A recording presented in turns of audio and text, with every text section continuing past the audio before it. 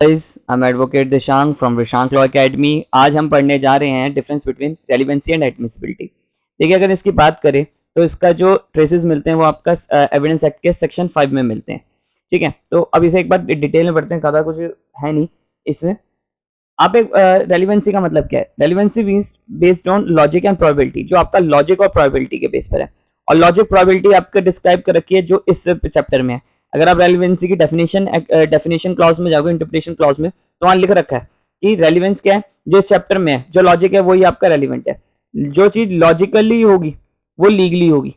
ठीक है, तो ये चीज उसमें डिस्क्राइब कर रखी है, हमने पहली भी वीडियोस में ये डिस्क्राइब कर रखा है। अब यहाँ पर क्या रेलिवेंसी में क्या लिख रखा है कि आपका relevancy based on the logic. दिमाग लगाओ ना, ऐसे ऐसे कहते हैं कि दिमाग लगाओ, लॉजिक और प्रोबेबिलिटी के ऊपर होगा। कन्फेशन हो गया, ये सब कुछ हो गया। और आपका एडमिसिबिलिटी बात करी जाए, is not based on the logic और strict based on the strict rules के ऊपर होता है। ठीक है, the relevancy are describe under section 5 से लेके 55 में है, पर आपका एडमिसिबिलिटी किसी सेक्शन में डिस्क्राइब नहीं है। एडमिशन अलग चीज है, एडमिशन में कंफ्यूज मत होना। The rule of relevancy declare what is relevant. अब रूल ऑफ रेलिवेंसी डिक्लेयर करेगा व्हाट इज रेलिवेंट, और क्या रेलिवेंट जो 5 से 55 तक में फॉल करता है।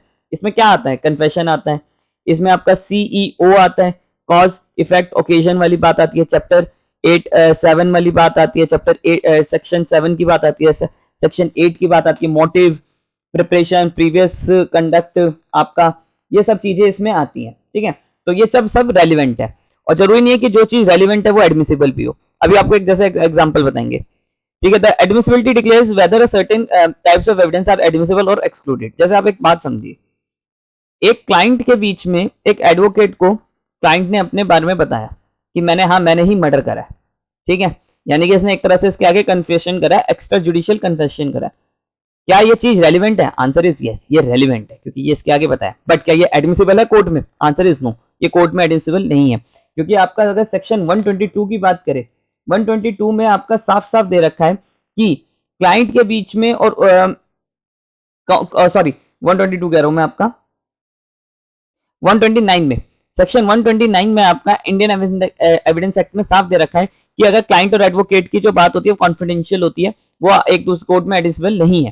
ठीक है, तो जैसे वही बात आ गई कि आपका कोई चीज कन्फेशन है, जैसे कन्फेशन क्या है? कन्फेशन आपका 5 से लेके 55 में फॉल करता है, रेलिवेंसी वाले चैप्टर में।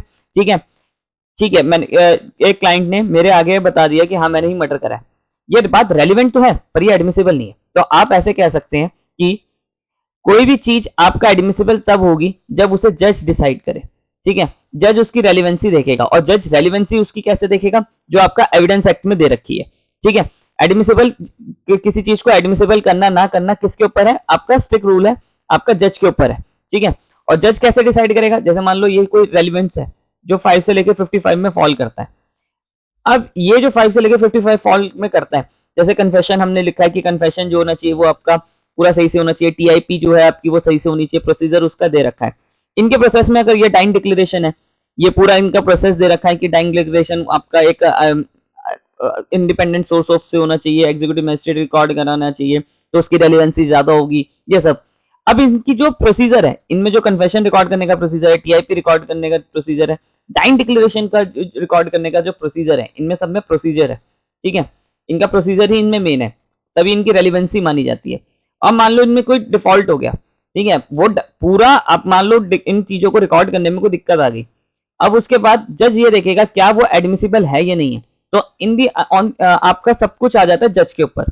तो जज अब उस चीज को देखेगा प्रोसेस में कि आपका डाइंग डिक्लेरेशन ऐसे रिकॉर्ड होना चाहिए था, ऐसे नहीं होना चाहिए था, ये चीजें हैं। मान लो चेकलिस्ट करेगा जज कि ठीक है डाइंग डिक्लेरेशन ऐसे रिकॉर्ड हुआ, पहला पॉइंट तो ठीक है, दूसरा पॉइंट नहीं हुआ, तीसरा पॉइंट हुआ, फिर उस पर वो एक्ट में जजमेंट देगा कि हाँ ठीक है चलो ये वाला पॉइंट इतना इंपॉर्टेंट नहीं था, बाकी दो इंपॉर्टेंट थे, पर मान लो ये पॉइंट बहुत इंपॉर्टेंट था, तो जज इसे एडमिसिबल नहीं मानेगा। The admissibility means are the modes of admissibility relevant as the fact are admissible necessary relevant। अब ऑब्वियस बात है जो एडमिसिबिलिटी है वो डिसाइड करती है आपका रेलिवेंट, यानी कि रेलिवेंसी एडमिसिबल जो डिपेंड है वो रेलिवेंसी पे है, यानी कि एडमिसिबल के लिए होना रेलिवेंट होना जरूरी है। इररेलेवेंट चीज आपका एडमिसिबल तो बिल्कुल ही नहीं होगी। ठीक है, रेलिवेंट ही चीज आपका एडमिसिबल होगी। आपको बहुत अच्छा एग्जांपल दिया ना, जैसे कन्फेशन है, कन्फेशन मेरे एक क्लाइंट ने मेरे आगे कर लिया, अपने एडवोकेट के साथ ने कर लिया, अब कन्फेशन कर रहा है, क्या इसकी रेलिवेंसी है? आंसर इज यस, रेलिवेंट तो है ये क्योंकि कन्फेशन है, बट ये कोर्ट में एडमिसिबल नहीं है। रिकॉर्ड तो हो जाएगा बयान, ठीक है, बट आपका जज उसे एडमिसिबल नहीं मानेगा। क्यों? क्योंकि साफ आपका 129 में कह रखा है कि दोनों की बातें कॉन्फिडेंशियल होती है, आप एक दूसरे के आगे डिस्क्लोज नहीं कर सकते। तो ये चीज है आपका सबसे मेन बात यही है कि कोई भी चीज आपका एडमिसिबल है या नहीं है वो स्टिक रूल्स पे रिप्लाई करता है। और स्टिक रूल्स क्या है आपके, जो आपका एविडेंस एक्ट में दे रखे हैं कि ये चीज है, ये एडमिसिबल, ये चीज एडमिसिबल नहीं है, साफ दे रखा है, ठीक है। तो कोई चीज रेलिवेंसी कब होगी, जब उसे जज एडमिट करेगा, ठीक है, जज उसे अब मानेगा कि हाँ ये चीज रेलिवेंट है।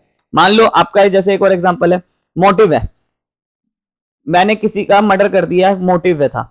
अब ये मोटिव आपका इंपॉर्टेंट है या नहीं है, क्या नहीं है, देखा जाएगा कि मोटिव है कि गुस्से में करा, प्रोवोकेशन में करा, बस मोटिव था इसलिए बेस पे उसे सजा नहीं हो जाएगी। मोटिव के साथ एक कोई चीज कोलैबोरेट भी करनी चाहिए, यानी कि वो आपका किसी एक फैक्ट दूसरे, देखिए एविडेंस एक्ट में एक रूल चलता है, एक फैक्ट दूसरे फैक्ट पे डिपेंड होना चाहिए, तभी उसको मतलब तभी उसके बेस पे सजा सुनाई जा सकती है। यानी कि कोई सिर्फ एक डाइंग डिक्लेरेशन को छोड़ के, अगर डाइंग डिक्लेरेशन सही से रिकॉर्ड हुआ है तो सोल डाइंग डिक्लेरेशन के बेस पे आपका सजा हो सकती है। पर फैक्ट आपका हर जगह ऐसा नहीं चलता। फैक्ट, एक फैक्ट को प्रूफ करने के लिए दूसरा फैक्ट होना जरूरी है, कोरोबरेट करना बहुत जरूरी है, तभी वो चीज आपकी एडमिसिबल होगी, ठीक है। तो ये चीज आपकी है। आई होप आपको मेरी वीडियो पसंद आई हो, वीडियो पसंद आई है तो चैनल को सब्सक्राइब करिए।